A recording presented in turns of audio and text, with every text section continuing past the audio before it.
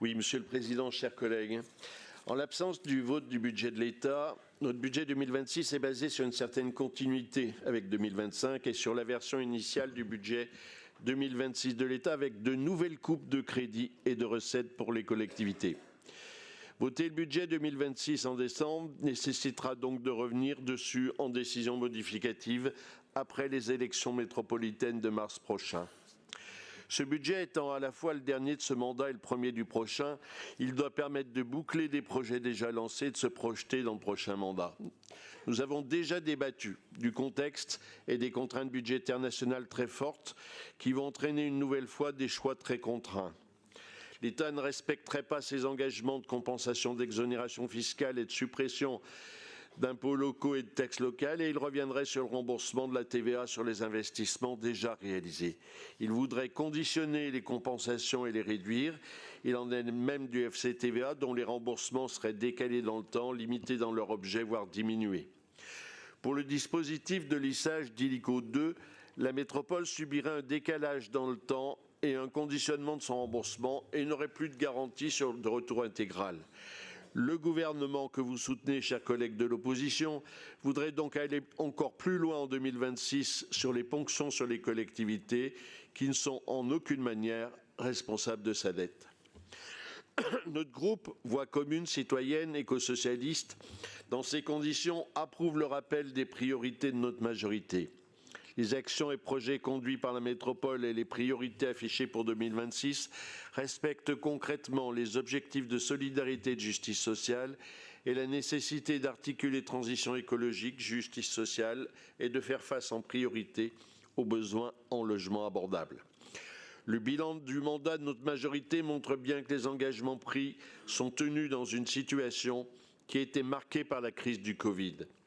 Les crédits prévus dans la PPI seraient consommés fin 2026 malgré les retards subis et notre endettement est largement maîtrisé avec un ratio à 8 ans qui est correct en fin de mandat et de cycle budgétaire. L'autofinancement reste dans le même temps à un bon niveau. Nos recettes de fonctionnement progressent malgré les coupes de l'État car la DMTO est en hausse de nouveau comme nos recettes fiscales propres. Nous relevons donc la hausse de près de 3% dans le budget principal des dépenses de fonctionnement, dont les dépenses de personnel, comme nous l'avions souhaité lors du débat d'orientation budgétaire. Cela permettra de stabiliser la situation, étant donné les augmentations nationales sur la CNRACL et l'impact du glissement vieillesse. Nous voulons redire aujourd'hui que les efforts budgétaires ne doivent pas porter seulement sur le fonctionnement.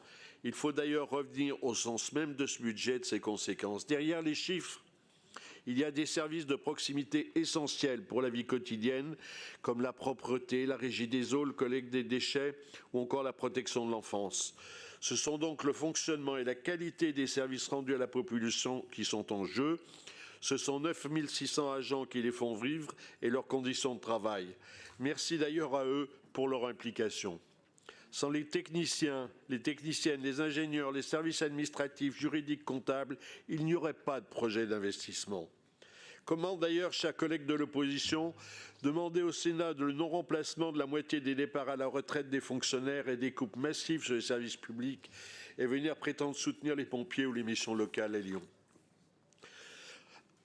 En effet, le budget de fonctionnement, ce sont aussi les subventions SDMIS, au Citral pour nos transports en commun ou encore au service d'aide aux personnes âgées, aux EHPAD. Ce sont les moyens de la MDPH ou les budgets pour l'éducation et la culture. C'est tout cela que vous voulez remettre en cause et vous devrez l'assumer devant les grands Lyonnais et les grandes Lyonnaises. Contrairement à nos collègues de l'opposition, nous ne pensons pas qu'il ne s'agit que d'une charge à réduire, mais d'un investissement indispensable pour le quotidien, la protection et l'avenir. Les efforts réalisés sous contrainte nationale en 2024 et 2025 ont déjà eu des conséquences préoccupantes, même s'ils n'ont pas effacé les avancées faites en 2020 et 2024. Nous nous réjouissons donc de la stabilisation pour 2026. Notre métropole fait d'ailleurs mieux que beaucoup d'autres départements. Notre groupe Voix commune, citoyennes, citoyens, écosocialistes votera donc pour le budget 2026. Mais nous savons par exemple que les délais à la MDPH sont trop longs et qu'il faudra améliorer l'accueil et l'accompagnement, que les besoins en insertion et accompagnement renforcés sont évidents, ou qu'il faut poursuivre et renforcer le soutien aux structures d'aide aux personnes âgées ou d'éducation populaire et de médiation. Nous votons aussi dans cette séance la prise en compte nécessaire du Ségur dans les subventions aux structures concernées, ce qui représente un effort important mais indispensable pour préserver les services aux personnes âgées et ou subissant un handicap qui sont déjà sous des contraintes financières fortes. D'ailleurs, dans l'avenir proche, je pense qu'il faudra prévoir qu'on ne pourra pas les préserver avec une hausse limitée à 0,5 ou 1% de nos subventions de base. C'est vrai aussi pour la petite enfance ou la protection d'enfance, pour les associations d'éducation populaire, si importantes pour la préservation du lien social dans nos quartiers. La limitation des fonds de réserve des collèges à 90 jours est compréhensible, avec ses conséquences sur les dotations de 2026 de fonctionnement de ces collèges. Mais ça ne fonctionnera qu'une fois. Il faudra revenir en 2027 à des dotations normales.